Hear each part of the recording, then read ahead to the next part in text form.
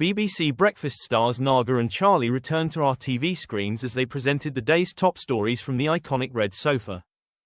BBC Breakfast Naga Munchetty shared a two-word response as she said, "She won," after co-star Charlie Stayt addressed an off-air row that happened between two guests.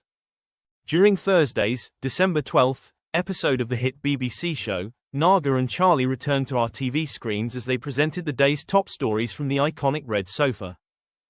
For one segment, the duo were joined by singer Noddy Holder, 78, and his wife Susan Price, 57, as he gave viewers a cancer update 5 years after being given 6 months to live.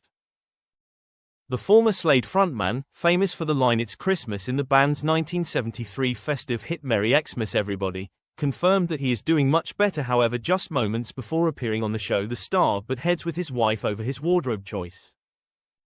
Noddy joked, "This morning we did have a domestic before we left the house." Susan replied, "We don't need to tell people that." The singer explained, "I put this jumper on that I bought in Portugal, but she said, 'You can't wear that.'"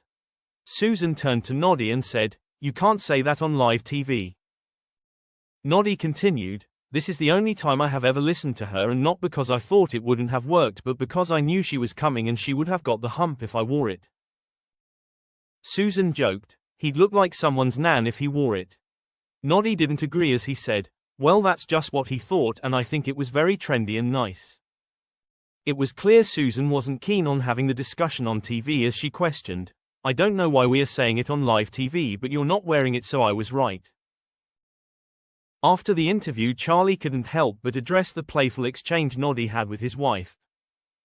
Later on in the show, Charlie turned to Naga and said, "I wonder if Noddy and his wife are arguing as they head home because they had a row on the way in, didn't they?"